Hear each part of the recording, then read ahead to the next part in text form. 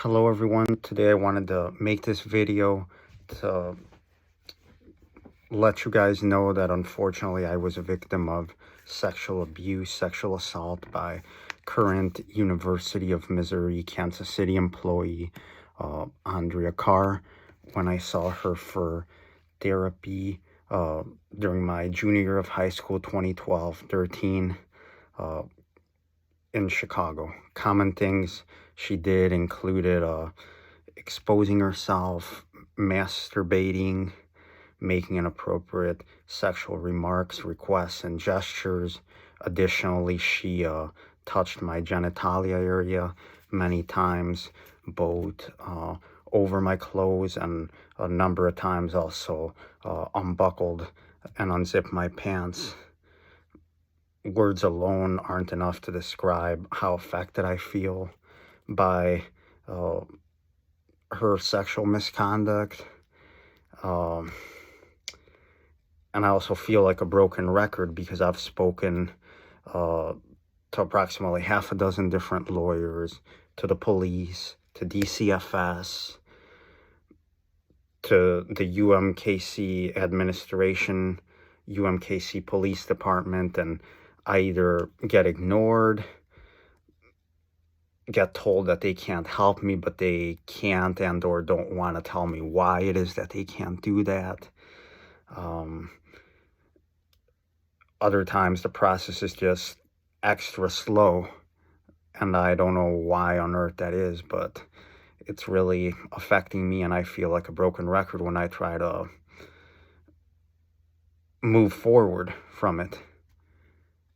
And aside from this sexual abuse, there are two additional high school experiences that, while to many people right off the bat they might seem a lot more minor, to me they bother me equally the same. Seriously, they are heavy unending regret over a poor gift-giving choice that I voluntarily made my last day of junior year that I wish I wouldn't have done.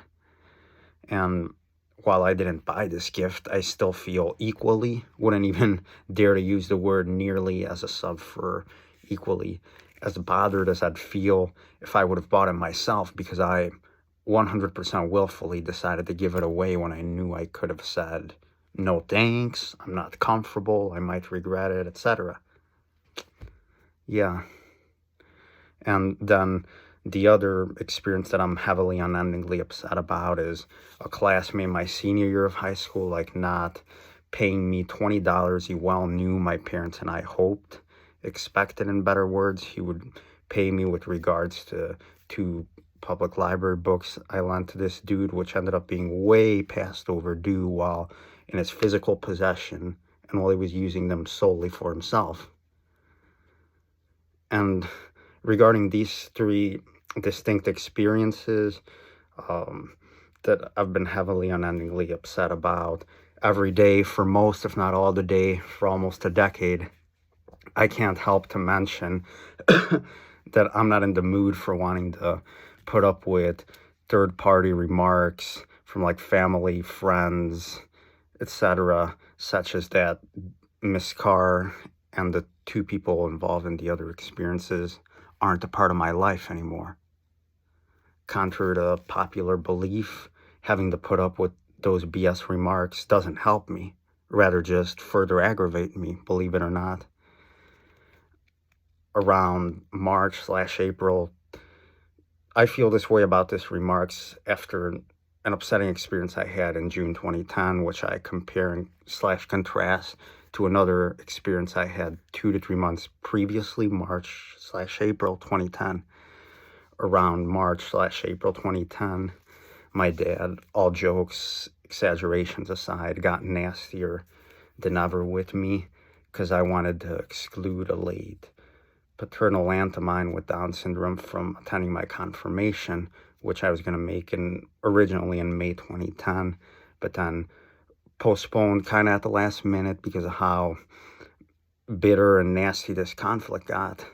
Fast forward 2 months down the road from this conflict, I myself was excluded after a guy from a social skills group I attended from September 2010 till May 2010 invited everyone from the group to meet at his high school graduation party.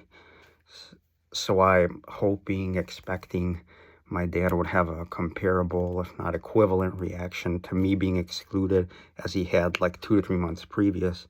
I was rather baffled, to say the least, that my dad's sole response to my frustration was that this dude who singled me out, quote unquote, isn't a part of my life anymore.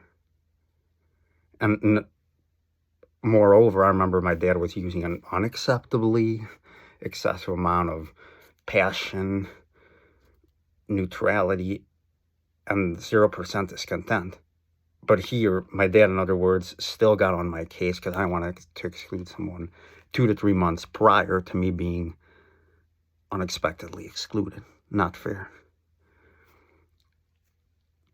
I also don't appreciate the fact that my dad viewed me wanting to exclude someone as a tantrum/obsession, but didn't view somebody excluding me as a tantrum/obsession. Doesn't make any sense, to say the least. Yeah, so I'm not in the mood for wanting to put up with that BS, such as that Miss Carr, ex-professor of mine who I shouldn't have gifted, and ex-classmate who was a jerk about $20 aren't a part of my life. I mean, just don't do that shit. I mean, don't tell me those remarks. And my frustration about these three matters combined, I feel comprised about 70 to 90% of why my community college career was as both long and hard as it was. I mean, I didn't obtain my associate's degree till May 2022, and it took me like approximately 6 years because I had difficulty studying, specifically because of how heavily and unendingly upset I feel about these three events. And most recently, I who obtained my associate's nearly 9 months ago, transferred to Northeastern, and even though I've managed to do a little bit more studying, like I still have extreme difficulty concentrating because of how upset I feel about these. And like, once again, I'm not in the mood for BS. It's just that these three assholes aren't a part of my life anymore. I'm dead fucking serious about that. So yeah, I hope to get something good out of this video, because this has been really taking its toll on me, and I feel like a broken record, having talked to like 3 to 5 different parties of people and feeling no success, or like it's taking abnormally a slow time. I mean, I'm sick and tired of being sick and tired.